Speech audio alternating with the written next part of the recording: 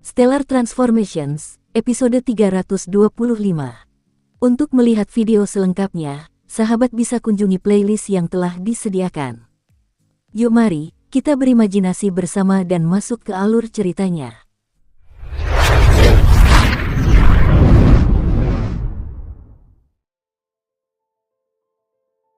Bintang mistik ungu. Melihat kata-kata itu, Qin Yu seperti disambar petir. Berbagai adegan langsung terlintas di benaknya. Adegan saat ia berlatih sewaktu kecil, adegan saat ia mengobrol riang dengan kakak laki-laki dan kakak keduanya di pemandian air panas, adegan saat ia bersama ayahandanya. Pulang ke rumah, Qin Yu merasa seolah seluruh jiwanya berdenyut. Dorongan untuk pulang seketika membangkitkan gelombang besar di lautan tenang yang ada dalam pikiran Qin Yu. Qin Yu sama sekali tidak mampu menahan keinginan untuk pulang itu. Paman Fu, Paman bilang aku bisa mencapai ruang kosmik yang tertera di pilar itu hanya dengan memasuki pilar tersebut. Tanya Qin Yu. Benar, kenapa? Apakah kau berencana untuk ikut serta? Melihat ekspresi Qin Yu, Paman Fu bertanya. Qin Yu menghela napas panjang. Bintang mistik ungu adalah tempat aku tinggal semasa kecil. Meskipun aku telah mencapai level di mana aku bisa merobek ruang, masih sangat sulit bagiku untuk menciptakan saluran ruang yang memungkinkanku mencapai alam fana. Aku masih belum memiliki kekuatan untuk melakukan itu. Untungnya, Senior Cheu telah menyempurnakan saluran ruang angkasa seperti itu. Qin Yu sangat gembira. Tidak apa-apa jika kau ingin masuk. Namun, Qin Yu, kau jangan pernah lupa untuk kembali ketika kau sudah cukup kuat untuk membuka pintu masuk istana artefak. Kata Paman Fu, mempercayakan tugas ini kepada Qin Yu. Qin Yu mengangguk. Tenang saja, aku pasti akan kembali. Setelah Qin Yu mengucapkan kata-kata itu, pandangannya beralih ke pilar di depannya. Qin Yu melangkah dan menghilang ke dalam pilar. Dalam sekejap, semuanya berubah. Qin Yu merasa tubuhnya melesat cepat menembus ruang angkasa. Satu-satunya yang bisa dilihatnya hanyalah celah-celah ruang angkasa yang kacau. Itu adalah sesuatu yang sering dilihat Qin Yu ketika dia merobek ruang angkasa. Setelah sekitar 7 tarikan napas, Qin Yu merasa pemandangan di depannya telah berubah. Celah-celah ruang angkasa yang kacau itu telah lenyap. Ruang angkasa tak terbatas terbentang di hadapan Qin Yu. Gaya gravitasi di sini benar-benar kecil. Qin Yu berbalik, dia melihat ada terowongan ruang angkasa biasa di belakangnya. Sekilas, terowongan ruang angkasa ini tampak seperti lubang hitam. Hanya saja, gaya gravitasi lubang hitam ini terlalu kecil. Qin Yu mengerti bahwa begitu dia memasuki lubang hitam ini, dia akan dapat kembali ke kuil dewa yang mempesona. Qin Yu menyimpan tempat ini di dalam hatinya. Bintang mistik ungu seharusnya tidak jauh dari sini. Qin Yu memandang ke angkasa luar yang tak terbatas. Dia segera mulai menyebarkan kesadaran ilahinya. Setelah menyebarkan kesadaran ilahinya, Qin Yu menemukan bahwa jangkauan kesadaran ilahinya jauh lebih besar daripada saat dia berada di alam abadi, iblis, dan setan. Qin Yu memiliki firasat yang sangat jernih bahwa selama dia hanya sedikit menyebarkan energinya, dia akan dengan mudah mampu merobek ruang kosmik alam fana ini. Ruang di sini memang satu tingkat lebih rendah daripada ruang alam abadi, iblis, dan setan. Qin Yu melambaikan tangannya. Seketika itu juga, retakan ruang angkasa raksasa sepanjang lebih dari 10.000 meter muncul di hadapan Qin Yu. Energi yang melahap terus dipancarkan oleh retakan ruang angkasa ini tanpa henti. Namun, energi yang melahap ini sama sekali tidak memengaruhi Qin Yu. Setelah beberapa saat, retakan ruang angkasa ini secara otomatis dipulihkan oleh ruang kosmik. Sepertinya apa yang dilakukan Zhou Xian kala itu tidak bisa dianggap sebagai sesuatu yang luar biasa, seru Qin Yu terkejut. TL, harus cari tahu siapa Zhou Xian. Dia sepupu liar, si berandal yang membunuh banyak manusia dan hampir membunuh Qin Yu. Saat itu, di hadapan Qin Yu, Zhou Xian mampu merobek ruang dengan lambaian tangannya dan dengan mudah memusnahkan segala sesuatu di suatu tempat. Qin Yu saat itu memang terkejut dan tercengang. Namun, dilihat dari situasinya sekarang, ruang yang dihancurkan dan dimusnahkan Zhou Xian kala itu hanyalah ruang alam fana. Ruang alam fana adalah ruang tingkat terendah. Menghancurkan ruang seperti itu bukanlah hal yang luar biasa. Qin Yu saat ini pun mampu melakukan hal serupa dengan mudah. Bintang mistik ungu, jaraknya memang tidak jauh dari sini. Kesadaran ilahi Qin Yu telah meliputi bintang mistik ungu yang terletak sekitar setengah galaksi dari tempatnya berdiri. Dengan teleportasi tingkat tinggi, Qin Yu menghilang dari ruang angkasa. Qin Yu berdiri di bintang batu kuning. Dia memandang planet raksasa yang terletak tidak jauh darinya. Bintang mistik ungu. Saat itu, Qin Yu berlatih di bintang batu kuning ini hingga akhirnya mencapai pemahaman dan meraih alam bintang gelap dari transformasi bintang. Bintang mistik ungu, jika dilihat dari bintang batu kuning yang jauh, masih terlihat dipenuhi kobaran api yang dahsyat dan kabut berwarna putih. Itu adalah dua wilayah ekstrim agung dari bintang mistik ungu. Sosok Qin Yu dengan cepat terbang menuju bintang mistik ungu. Saat Qin Yu mendekat, ia mulai melihat lautan luas bintang mistik ungu. Ia juga melihat samudra astral kacau yang terletak di tengah lautan luas itu. Di sebelah utara samudra astral kacau terdapat daratan kecil. Itu adalah benua naga tersembunyi. Daratan luas di sebelah utara samudra astral kacau adalah benua naga melayang. TL, benua Qianlong benua naga tersembunyi. Benua Tenglong benua naga melayang. Saat ia memandang berbagai lokasi di bintang mistik ungu, berbagai adegan mulai terbentuk dalam pikiran Qin Yu. Saat ia sedang berlatih di benua naga tersembunyi. Perjuangan dan pertempuran di alam kultivasi dasar laut. Kobaran api dahsyat yang ditimbulkan oleh api surgawi di benua naga yang melayang. Qin Yu berdiri di depan bintang mistik ungu. Namun, dia tetap tidak pergi ke bintang mistik ungu. Baru setelah sekian lama Qin Yu berhasil menenangkan pikirannya yang gelisah. Dia menggelengkan kepala, memaksakan senyum, dan menghela napas. Semakin dekat dengan rumah, semakin penakut seseorang. Tak lama kemudian, sosok Qin Yu menghilang. Rupanya, dia telah tiba di bintang mistik ungu. Benua naga tersembunyi. Sudah sekitar 4000 tahun sejak Qin Yu naik ke alam abadi, iblis, dan setan. Dalam kurun waktu 4000 tahun tersebut, banyak dinasti telah berkuasa di benua naga tersembunyi. Namun, tidak ada dinasti yang mampu meraih kejayaan abadi. Dinasti Qin di masa lalu, dinasti Han di masa lalu, dinasti Song di masa lalu, semuanya telah menjadi kenangan. Di benua naga tersembunyi tempat manusia hidup saat ini, telah terjadi persatuan yang langka. Kekaisaran dinasti Tang, Li Si, kaisar pendiri kekaisaran dinasti Tang, berjuang hampir sepanjang hidupnya. Pada akhirnya, ia berhasil menyatukan hampir seluruh benua naga tersembunyi. Kecuali wilayah terlarang bagi umat manusia, gurun besar, yang merupakan wilayah binatang iblis. Kekaisaran dinasti Tang telah berdiri selama lebih dari 200 tahun. Saat ini, kekaisaran tersebut sangat makmur. Namun, karena tidak memiliki musuh, hierarki seluruh kekaisaran tampak agak merosot. Rakyat mencari kesenangan, keindahan, dan umur panjang. Hal ini juga menyebabkan para kultivator sejati menjadi semakin dihormati. Kekaisaran dinasti Tang, Kota Bukit Luas. Kota Bukit Luas adalah kota besar yang luar biasa pada masa kekaisaran dinasti Tang. Hal yang paling terkenal di kota ini adalah wanita-wanitanya yang cantik dan makanannya yang lezat. Wanita-wanita cantik di kota ini telah menarik banyak cendekiawan berbakat. Makanannya yang lezat telah menarik beberapa bangsawan dan orang-orang berkedudukan tinggi. Tak perlu diragukan lagi betapa makmurnya kota Broad Hill. Saat malam tiba, lentera digantung di semua jalan dan gang di kota Broad Hill. Malam hari sebenarnya adalah waktu paling ramai bagi kota Broad Hill. Orang-orang berjalan-jalan di jalanan. Banyak orang mengenakan pakaian bersulam. Ada juga para pelayan yang mengikuti di belakang mereka. "Tuan, kita akan pergi kemana hari ini?" tanya seorang pelayan dengan hormat. Tuan tanah ini berperut buncit. Ia menjentikkan kumis tipisnya dengan jari kelingkingnya.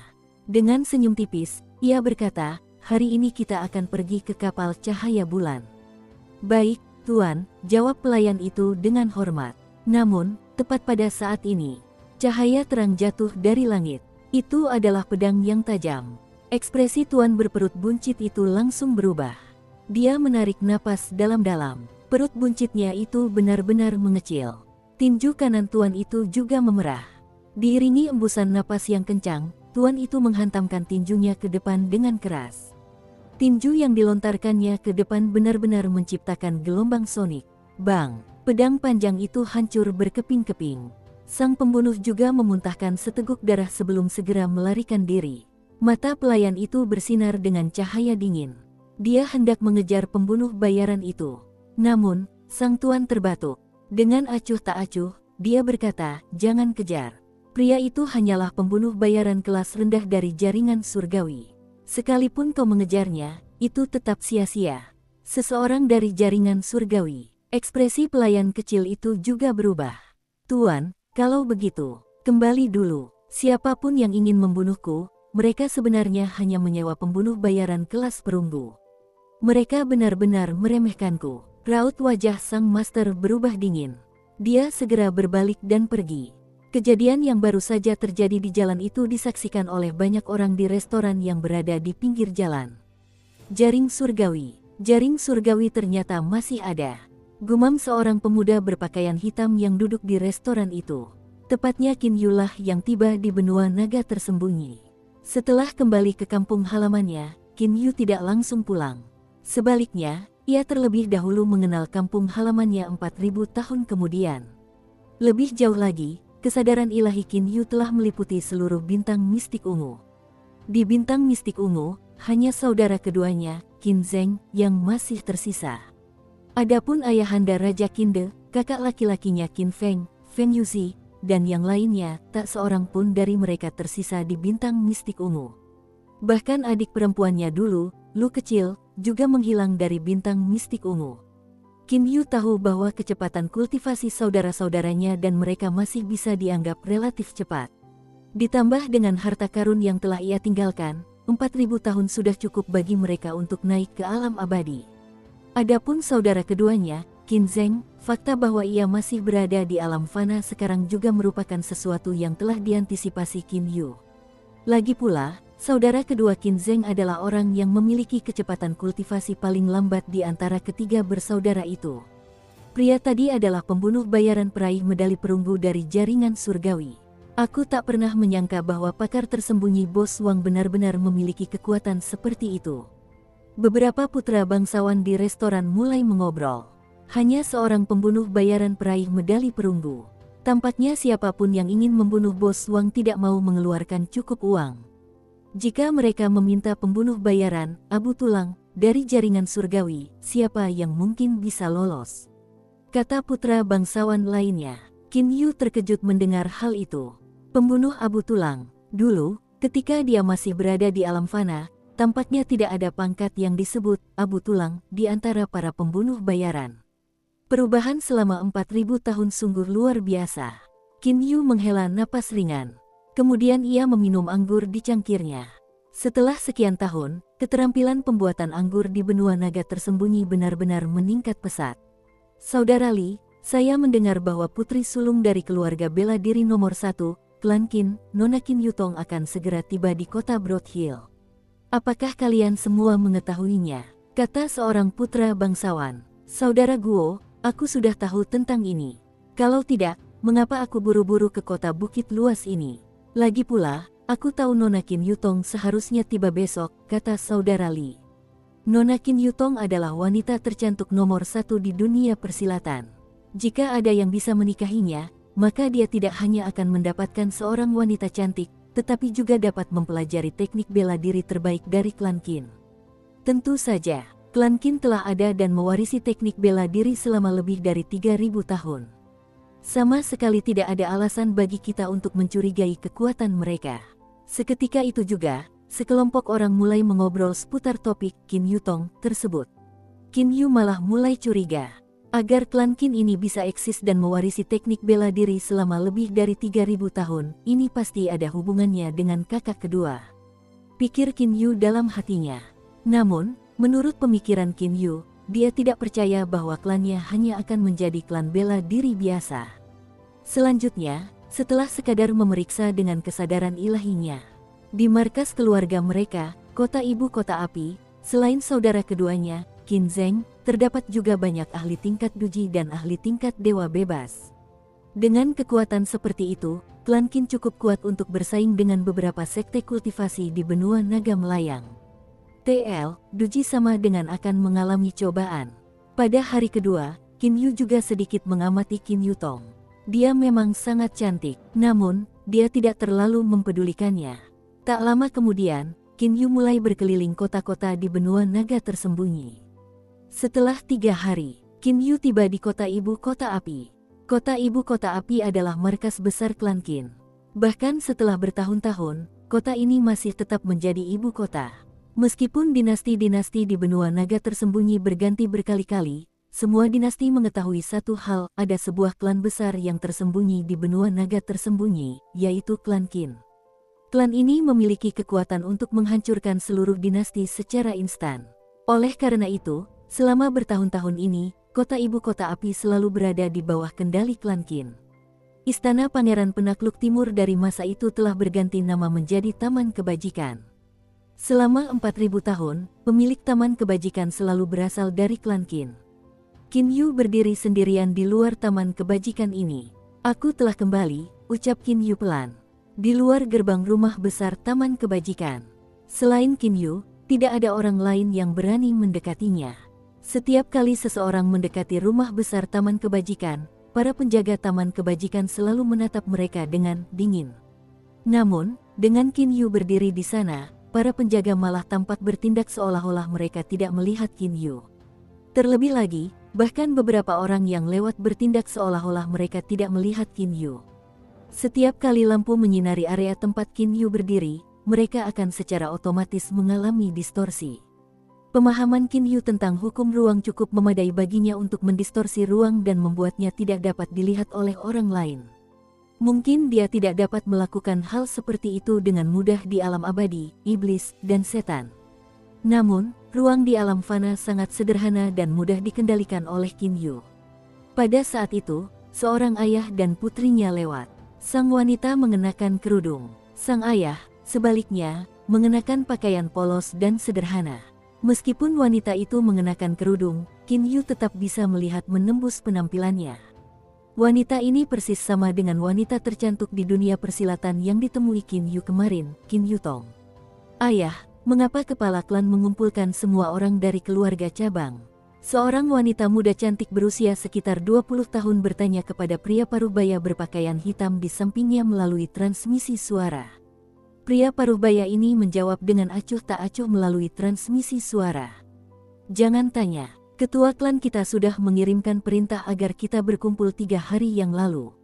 Dia pasti punya sesuatu yang penting untuk disampaikan kepada kita." Pasangan ayah dan anak perempuan ini sama-sama menggunakan transmisi suara yang dikuasai oleh para ahli internal. Dengan kekuatan Qin Yu, dia dapat dengan mudah mendengar percakapan mereka. Para penjaga rumah besar Taman Kebajikan menghentikan pasangan ayah dan anak perempuan ini. Pasangan ayah dan anak perempuan ini menunjukkan kartu undangan mereka. Seketika, para penjaga mengizinkan mereka masuk. "Keluarga cabang, aku tak pernah menyangka kakak kedua akan memisahkan klan kita menjadi beberapa cabang. Namun, ini juga bagus." Qin Yu dengan tenang memandang dari pintu masuk rumah besar itu. Hanya dalam sehari, banyak orang telah menunjukkan kartu undangan mereka dan memasuki rumah besar Taman Kebajikan. Orang-orang ini datang ke sini sendirian atau bersama 1 atau 2 orang. "Guru, apakah Anda tidak masuk?" Sebuah suara terdengar di benak Qin Yu. Transmisi suara pikiran. Itu adalah Kilin Tinta. Hanya binatang spiritual yang memiliki hubungan jiwa dengan Qin Yu, Kilin Tinta, yang tahu bahwa Qin Yu telah tiba. "Ing Kilin, kau sudah menyampaikan kabar kepulanganku kepada kakak keduaku, kan?" tanya Qin Yu melalui transmisi suara batin.